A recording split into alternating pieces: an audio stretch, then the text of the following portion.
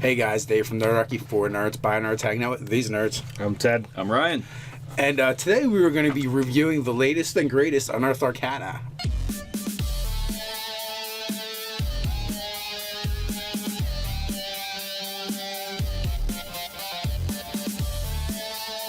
But before we get into that, why don't you jump down to the description below, sign up for Nerdarchy, the newsletter. It's a great way to get gaming tips delivered straight to your inbox, as well as learn how to game with us. Now, it might not be the greatest, but it is the latest. It is definitely the latest. Yeah. So we have the Gothic heroes. We get the new sub-race of Revenant. Dude, So speaking of late, so if you could be a Revenant Tiefling Revenant Warlock in a modern campaign, you could be the gothiest of goth. with a goth leather characters. with a leather Yeah. trench coat, of course, and Yes. probably wearing some level of makeup and or chains. Like if you were playing like the cipher system, you could make goth your adjective, noun, and verb. I'm the Gothic goth. Of goth, the goth factor. No. It'd be the goth, gothic goth that goths. Oh, that goth. At midnight. Yeah, because you gotta do it black masses and midnight, and all kinds of creepiness. So then we also have the fighter archetype Monster Hunter and the rogue archetype the Inquisitive. Now, I actually really like the Revenant. I like what they did with their, not specifically for the Revenant itself, but the way they introduced that mechanic. Right. And I want to steal it for my Vargarians. Okay. Oh, nice. Yeah, just map on like a monster feature. that you Yeah, can- because we were like trying to figure, because I was trying to figure out how to make the Vargarians like any race or monster, and then what to do about it. But this kind of like if solves your problem. Yeah, it like, solves the problem. Solves your design problem. Yeah, All that's cool. except for half elf and half orc. Yes, they're immune to becoming Vargarians apparently. At the moment. Yeah. We gotta figure out how to remove those things, but. So it's kind of cool the way they do it, where you just replace the sub race feature of a class, and then boom, you add Revenant to it. Now there's a couple of hiccups with the Revenant. While it's a cool idea, there's a couple problems. Like if you complete whatever it is you're trying to complete, You just go away. You're done. Your character's done. So you kind of like need the unattainable goal so that you can last throughout the campaign. And then the two features that you do get are really strong. Yes. Yeah. You get the ability to regenerate as well as come back to life. I wonder how that maps with the champion. Because the champion also gets a fast heal once it's down to half. Right. Yeah. So like, do you end up with a faster heal? I would assume that the two things stack, and as long as like you Until you get up, because this is limited to like again the half thing. So like both of them like once you get back to half health, then you stop regenerating. You get there fast, but it's definitely like whoa. Yeah. and then you stop. Need a medic. And then the whole I know the direction. I know where I'm going. Yeah. It's interesting. It's what they call. I know which way to go if I want to really truly fucking die. I'm not going that way at all. Not yet. You become Link that goes fishing during like Ocarina of Time instead of actually saving the princess. You're like, this looks pretty over here. But yeah, it's very much like they talk about in the design of this edition ribbon abilities. Where like it's a decorative ability. It doesn't have a ton of game like pertinence. Really, like it's not crunchy. I don't know. I think this one has a lot of game pertinence. Whoa, if you actually go that way and complete it, you die. You're done. Yeah, if you complete your class. Dust in the wind. Yeah, that's all we are. Yeah, but I mean, like it could be moving target that like. That's an arc lich. I can't mess with that. Like, I need some levels before I'm gonna do that. I need side quests. Yeah, I need all the side My quests. life is for side quests. All right. So what do you guys think about the Monster Hunter? He hunts monsters. He does. All right. So Says it right in the name. And then the Inquisitive. What do you think about? Yeah, He's very inquisitive. Monster Hunter. Okay, it's not bad. I like the uses of the superiority die, but I'm like, come on, Mike, can't you think of a new ability? Like, couple of things, yeah. Like things it's here and there. the last, all of the last like I think 3 fighter archetypes that he came up with all use superiority die. Well, and Or also is it too, 4? I and don't they know at all this point. do very similar things is also part of the problem. Like, there's nothing particularly unique about this. And then when we talk about their 7th level ability, Monster Slayer, it breaks with sort of the canon of what has previously been done. Right. You know, like class abilities, like just maxing out dice.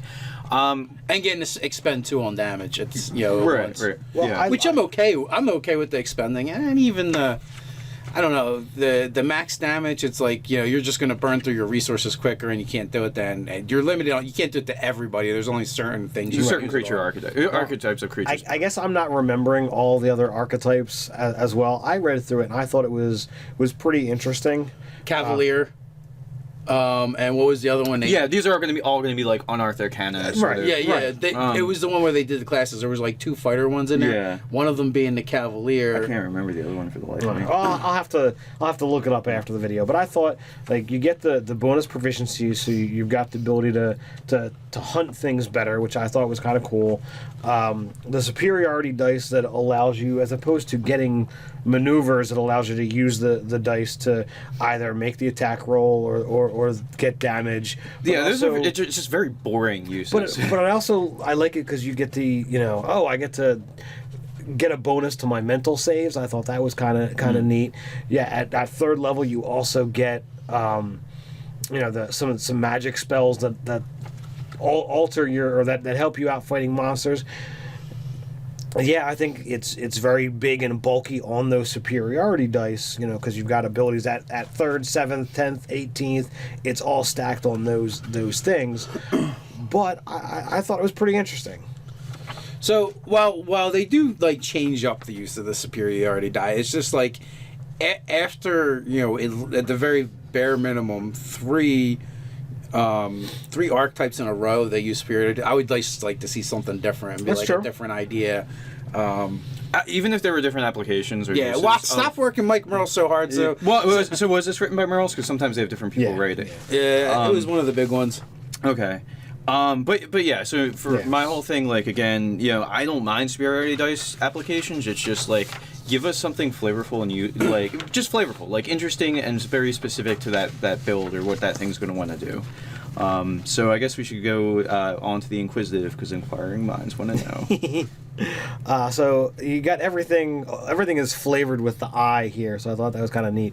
Eye for deceit, eye for detail, steady eye, unerring eye for weakness. You're like, come on, all right, we get it. We get it. It's just eye. I see shit and it's all about me. Yeah. So what do you guys feel? Does it stack up? Does it not? It's definitely the Sherlock Holmes take on the rogue, and it would definitely gives you the anti-rogue essentially. Yeah. This guy, he's a detective. He's the investigator. Yeah. Yeah, Absolutely. he's going to find stuff. Did we need an archetype for this?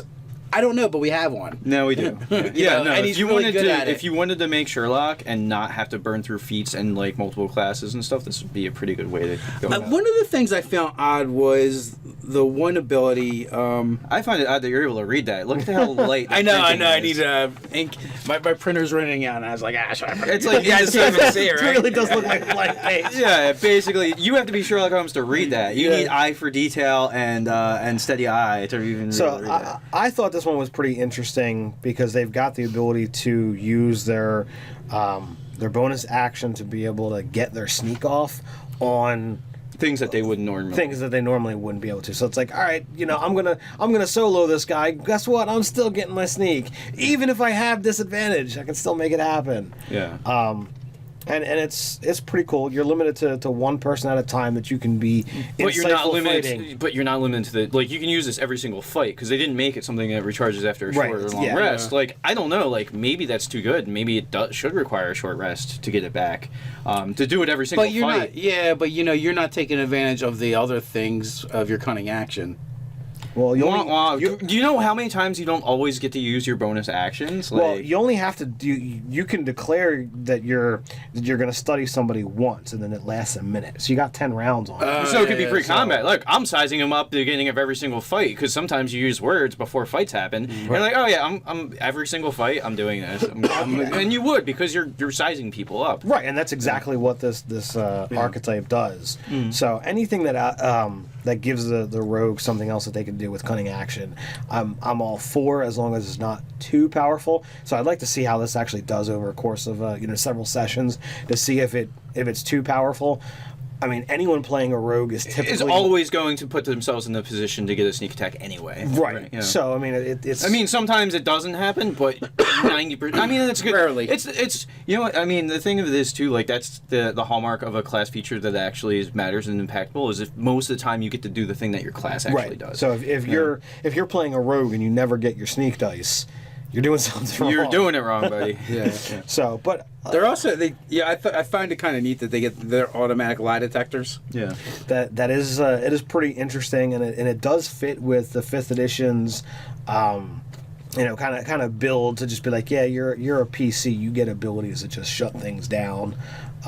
Sort of. I mean, it's an 8 on the die opposed to if you were to actually make the roll. Right. You there's 12 other numbers higher than 8, Right. so you could do considerably better.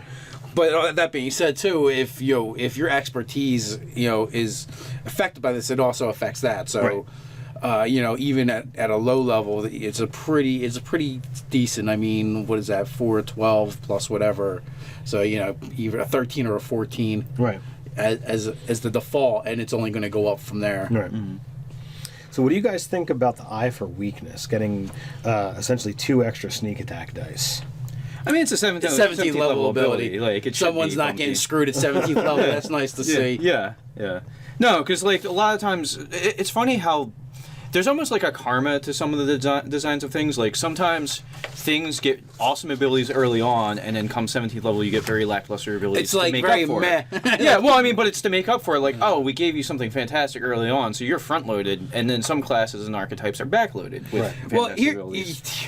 But fantastic abilities matter more at lower levels, getting it sooner, because there's only 20 levels in the game, and, like, how long is your campaign going to really go on? Here's my problem with it, though. Yeah. Like, I don't care that they're effective or powerful abilities that are given to you at a high level, or that they're weak. What I care about is if you're going to make them weak, freaking make them interesting. Yeah. That's true too. And a lot of them aren't. They're like, wow, this would have been really useful at 3rd level. Yeah, but at no. 20th, it doesn't really do anything for me, and it's not interesting either. No, it's like pissing in the wind and having the fist blow back at you. Like, it's just like, whatever. Like, fuck this. I don't care. So, yeah. At what point is pissing in the wind and having it blow back at you good, though? It's never good. It's never good. So I guess like that. I guess the high level cleric ability where I get to add my charisma or my wisdom to damage or something like that. It is better than pissing in the wind and having it. So by downward comparison, I showed an instance where that is a good ability. There you go. If you compare it to pissing in the wind. Yeah, exactly. Okay, so if you have any comments on the Unearthed Arcana We're Gothic experienced with heroes, pissing in the wind. put your thoughts down below while you're at it. Like, share, even subscribe. Were you horrified by our commentary with Gothic horror? You can patronize us in a good way over on Patreon. Check us out over on Facebook. So until next time, Stay nerdy.